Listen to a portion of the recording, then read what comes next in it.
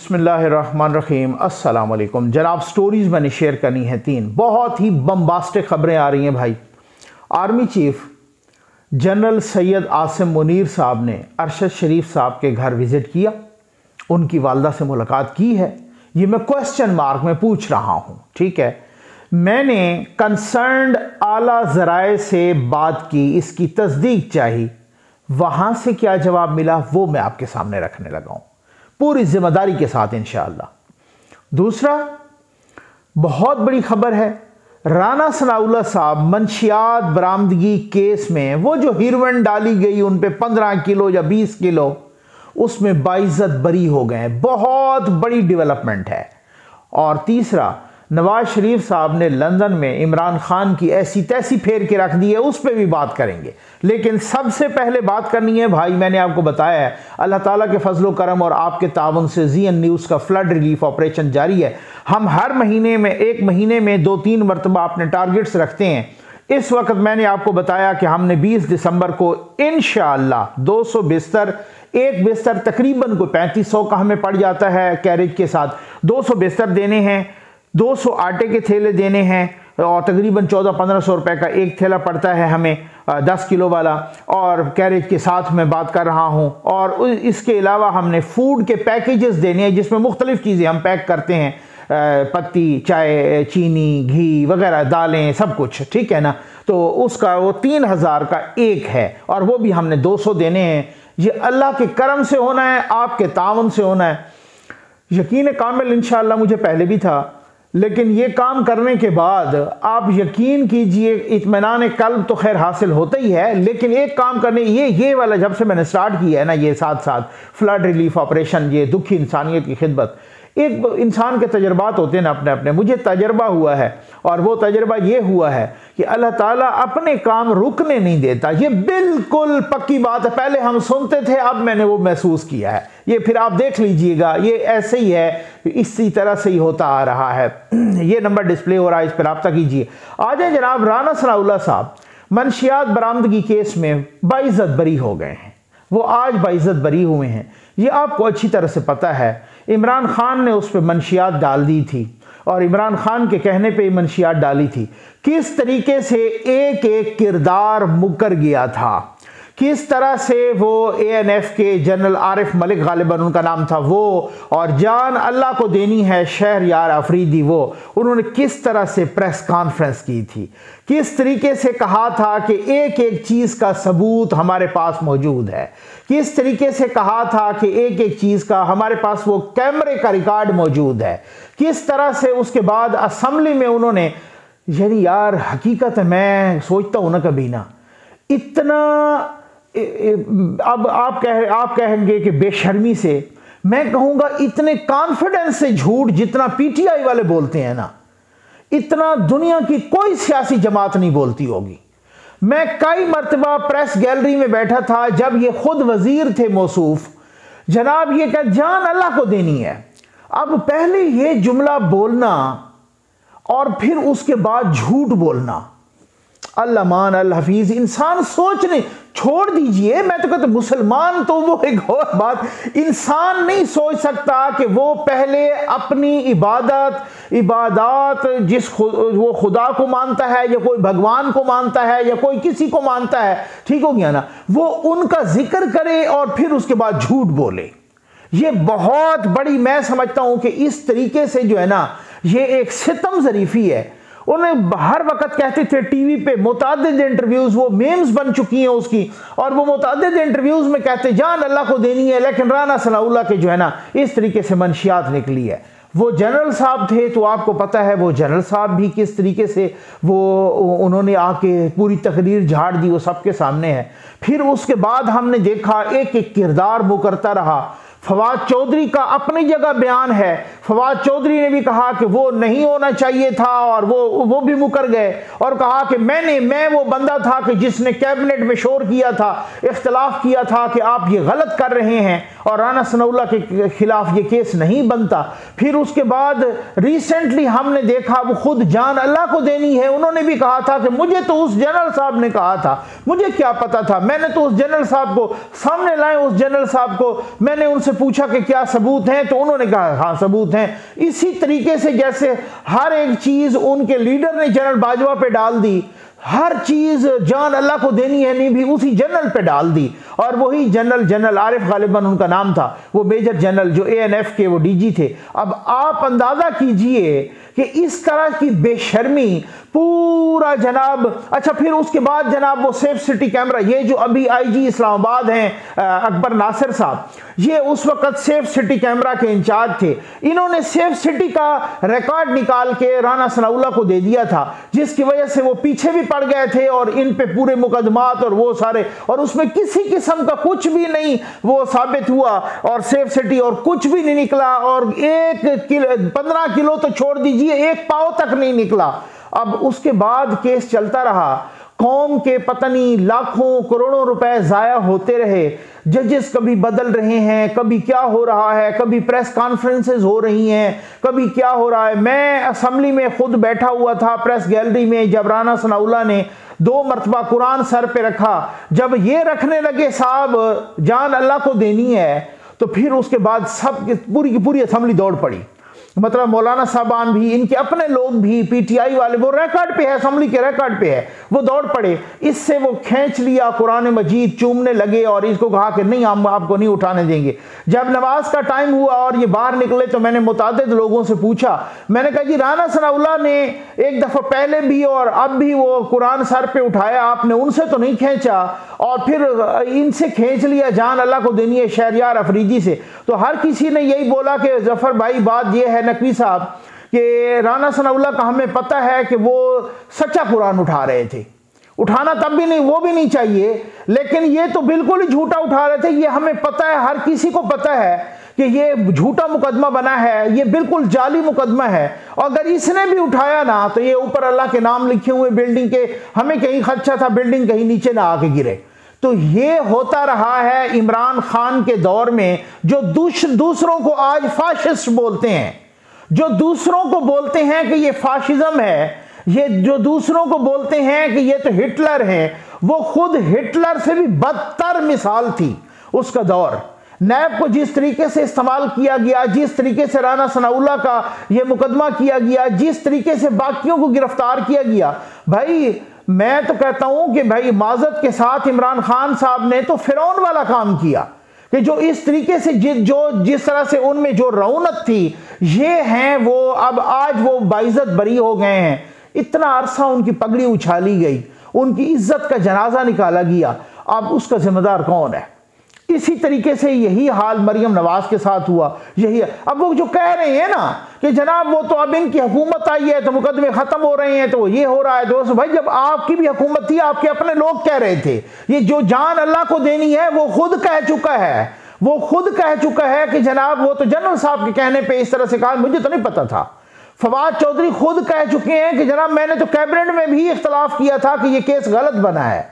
इस तरह भी होता है पाकिस्तान में, ये भी होता है पाकिस्तान में, और यही होता आ रहा है 75 सालों में। और मैं समझता हूं इस चीज को अब स्टॉप हो जाना चाहिए, इसको रुक जाना चाहिए, चाहे किसी की भी हुकूमत हो, चाहे कोई भी अपोजिशन में हो। ये नहीं है कि वो अगर आपसे इख्तलाफ कर रहा है, अगर आपके खिलाफ, हाँ अगर उसके खिलाफ आपके पास बड़े टेंजिबल सबूत हैं, बहुत ही एविडेंस, तगड़ा एविडेंस है, फिर उसको माफ नहीं करना चाहिए। लेकिन अगर आप ये साबित हो जाए जो एक एक करके बरी हो रहे हैं, सबूत हैं कोई नहीं, तो जो जिन्होंने सबूत इन पे बनाए हैं केसेस, फिर उनको लटकाना चाहिए। अगर सबूत हो तो उनको सजा मिलनी चाहिए, लेकिन अगर सबूत ना हो और वो बाइज्जत बरी होने चाहिए तो फिर बनाने वाले को लटकाना चाहिए। क्योंकि एक तो गलत हो सकता है, 2 गलत हो सकता है, ये सारे के सारी पार्टी, पीपल्स पार्टी, बाकी पार्टियों पर जितने बनाते रहे वो सारे के सारे बाइज्जत बरी हो रहे हैं, तो सारे के सारे सबूत उनके पास नहीं मिले।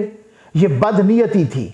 आ जाए जनाब, यूथियों का PTI का सोशल मीडिया, कुछ दिनों से मैं देख रहा हूं कि army chief general Syed Asim Munir साहब की बड़ी तारीफों के पुल बांध रहे हैं, ठीक है, बड़ी तारीफें कर रहे हैं जनाब, बड़ी मैं अपनी ज़बान में कह दूं बड़ी मालिश पालिश कर रहे हैं, ठीक है ना। और मालिशिया तो पहले से ही हैं, वो वैसे ही जहाँ से देखें, जहाँ से उनको जूते पड़े वो उधर से उधर लेट जाते हैं, जहां पर कोई और मामलात हो उसमें। असल में जनरल बाजवा साहब के वक्त भी उनको जूते पड़ने थे। मसला ये है कि पीछे फैज साहब ने कुंजी घुमाई हुई थी, फैज साहब के साथ और भी किरदार थे। अब वो सिनेरियो टोटली चेंज हो गया है। वो जो भी कहते हैं जो जनरल बाजवा साहब, वो उसी तरीके से मसलियत अमेज़ी या बुर्दबारी या टाइम गुजारी या जिस तरीके से भी, या उनकी कोई कमज़ोरी या उनका कोई ब्लैकमेलिंग होना या जो भी है वो साथ वो था, बस चुप कर गए, वो चले गए। अब यूथियों को मैसेज चला गया कि जी बात यह है कि अब ख्याल रखना, अब वो रेड लाइन क्रॉस नहीं करनी, नहीं तो तुम्हारी ऐसी तैसी फिर जाएगी। और ये मैसेज किसने किया? आरिफ अलवी साहब ने, प्रेसिडेंट साहब ने किया। उन्होंने कहा इमरान खान साहब आप ख्याल रखना, आप पार्टी को भी समझा दें, सोशल मीडिया को भी समझा दें, आप खुद अपनी ज़बान भी कंट्रोल करें। अब की बार अगर कोई ऐसा जुमला निकल गया ना, फिर आप खुद से जिम्मेदार होंगे, फिर कोई जिम्मेदार नहीं होगा, ना ही मैं मुज़ाकरात कहीं जाके करूंगा, कुछ नहीं करूंगा। फिर खान साहब ने पूरे अपने व्हाट्सएप ग्रुप्स में और सोशल मीडिया को, खबरदार ख्याल रखना अब नई आर्मी की क़यादत के खिलाफ कोई बात नहीं करनी। लेकिन उन्होंने पॉलिश करना शुरू कर दी, और साथ पॉलिश के साथ साथ झूठ बोलना शुरू कर दिए। उन्होंने कहा जनाब कि अब मैं देख रहा हूं 2-3 दिनों से कि सोशल मीडिया पे यूथिया और यूथिया नुमा सहाफ़ी, वो FFL यूट्यूबर, वो जनाब और ट्वीट और वो सारा कुछ और वो कर रहे हैं कि जी आसिम मुनीर साहब, जनरल आसिम मुनीर ने, आर्मी चीफ ने अरशद शरीफ साहब के घर गए हैं, उनकी वालदा से मुलाकात की है, उनको इंसाफ दिलाने की पूरी यकीन दहानी करवाई है और सारा कुछ। अच्छा, इसमें किसी किस्म का कोई सरकारी मौक़िफ़ आया नहीं था। आज मैंने कंसर्न क्वार्टर से रब्ता किया है, ठीक हो गया।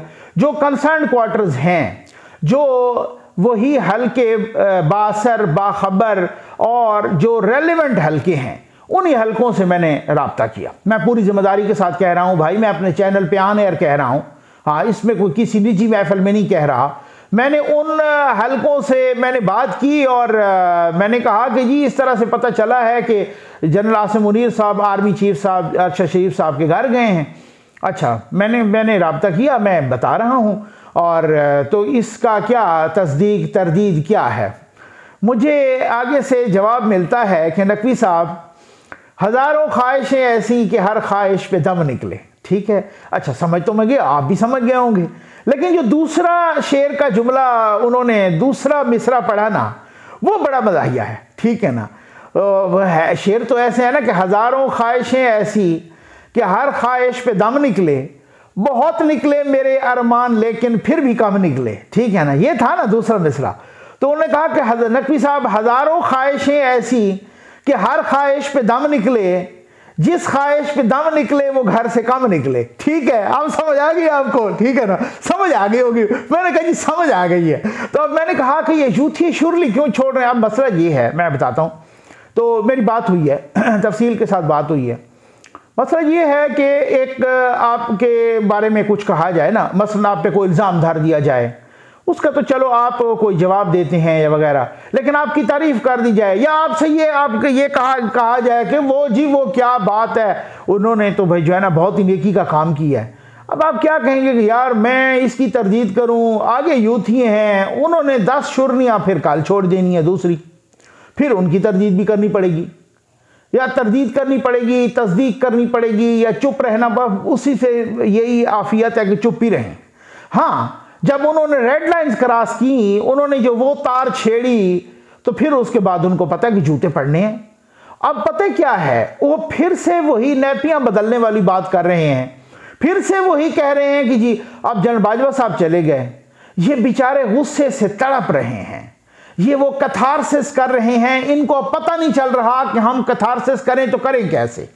इनको पता नहीं चल रहा कि जनरल बाजवा को तो हम जानवर भी कह देते थे, हम तो गुस्सा भी कर लेते थे, हम तो गद्दार और यजीद और फिरौन और पता नहीं कौन कौन कह दे, मीर जाफ़र और मीर सादिक भी कह देते थे, हम तो पूरे इदारे को भी जानवर कह चुके हैं।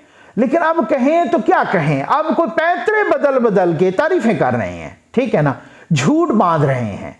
अब मैं वो देख रहा था, वो इमरान रियाज, वो यूथिया, वो ट्वीट कर रहा है कि जी आर्मी चीफ साहब देखें, अभी तो आपने वादा किया है तो आपको इतनी दुआएं मिल रही हैं, ठीक है ना, अभी जब आप इंसाफ मुहैया करेंगे तो तब कितनी दुआएं मिलेंगी। यानी आप यूथियों की अकल का अंदाजा करें। भाई सुओ मोटो लिया हुआ है चीफ जस्टिस साहब ने, सुप्रीम कोर्ट।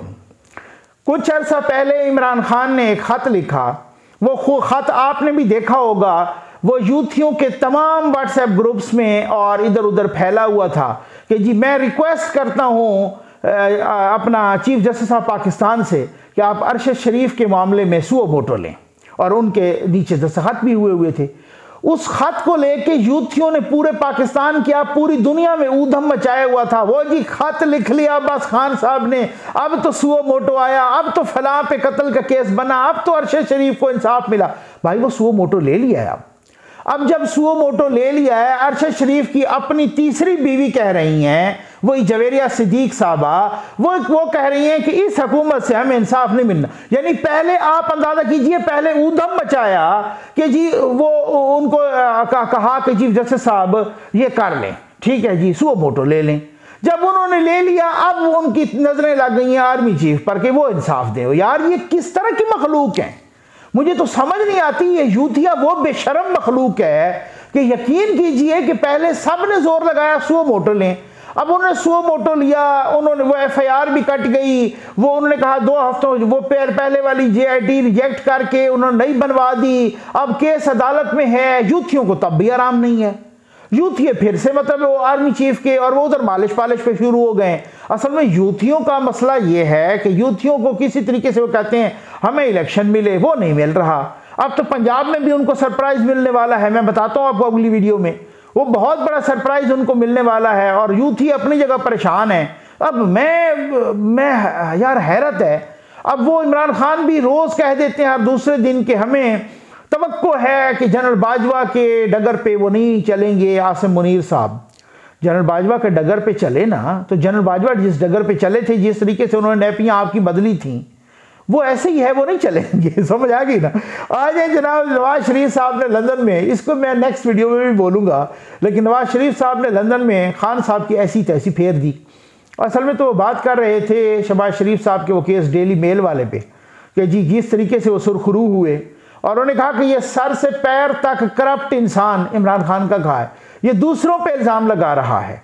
और डेली मेल जो लंदन का इतना बड़ा अखबार है, उसने माफ़ी मांगी है। यहाँ पर किसी और की, न नून लीग की, न पीपल्स पार्टी की, न काफ लीग की, न किसी की हुकूमत नहीं है, ठीक है ना, न PTI की। यहाँ पर एक आज़ाद अदालतें हैं। जिस तरीके से पहले आपको पता है NCA ने वहाँ जाके क्लीन चिट दी, और फिर इनको एक क्लीन चिट मिली, इनको भी, इनके बेटे को भी, शहबाज शरीफ साहब और शहबाज शरीफ साहब के बेटे सुलेमान शहबाज को। अब उसके बाद शहबाज शरीफ साहब के से डेली मेल ने माफ़ी मांगी। यूथ ये कह रहे हैं वो कुछ एक हिस्से की माफ़ी मांगी। वो डेविड रोज जिसकी स्टोरी थी, वो डेविड रोज अब डेली मेल का हिस्सा है ही नहीं, कह रहे हैं कुछ जराए, ठीक हो गया ना। वो डेली मेल का हिस्सा है नहीं, वो डेली मेल के साथ उस वक्त हुआ करते थे। उसकी 4-5 स्टोरियां बाउंस बैक हुई हैं, उनको डेली मेल ने जूते मार के निकाल दिया, ठीक। अब वो डेली मेल के साथ ही नहीं होते। अब वो डेली वो जनाब वो किया कि जनाब फलां हिस्से की, अच्छा अगर फलां हिस्से की माफ़ी थी तो उसी हिस्से को डिलीट करना चाहिए था। डेली मेल ने तो सारे का सारा आर्टिकल डिलीट कर दिया, अपोलोजाइज लिखा शहबाज शरीफ से और उनकी फैमिली से। तो असल में यूथिया एक इस तरह की नाकाबिल फहम मखलूक है, इतनी बेशरम मखलूक है, आप यकीन कीजिए दुनिया की बेशरम तरीन मखलूक मैंने ऐसी नहीं देखी जिस तरह से यूथ, क्योंकि अपर चैम्बर फारिग है, उनको जो लगाते हैं। और इसका एक असर भी होता है ना। इसका मसला ये है कि अब आप देखेंगे जिस तरीके से आप तेजी से ऊधम मचाई आपने, और चूंकि फैज साहब पीछे थे, वो एकदम धड़ाम से गिरे, वो खुद इस तरह से गिरे कि कोर्ट मार्शल होने के डर से वो जल्दी जल्दी चले गए, ठीक है ना। और वो फौरी तो सुपरसीड भी नहीं हुए, फिर भी इसी में आफियत समझी कि जल्दी जल्दी वो चले गए। उसके बाद आप देख लीजिए, उसके बाद आप सूरत हाल देख लीजिए कि यूथियों का क्या हालत है। उसके बाद पता नहीं कितने ड्रामे किए गए, वो सारे ड्रामे फेल हो गए। अब मसला ये है कि यूथियों के सफ़े मातम बिछी हुई है, वो जाएं तो जाएं कहाँ, वो मुंह छुपाएं तो छुपाएं किधर। अब मसला ये है कि हर आए दिन खबरें उनको बुरी बुरी मिल रही हैं, हर आए दिन घेरा तंग हो रहा है, हर आए दिन वो फंस रहे हैं, हर आए दिन वो नई नई दलदल में धंस रहे हैं। अब वो किधर जाएं, वो इधर देखते हैं उधर देखते हैं, लेकिन ये है कि वो झूठ से बाज नहीं आ रहे। क्योंकि वो जो कुछ लोग बैठे हैं ना, उनके रिटायर्ड, कोई इधर उधर, जिनके अपने मफादात, भाई अपना कुछ छुपाना भी तो है ना। काला धन भी तो छुपाना है ना।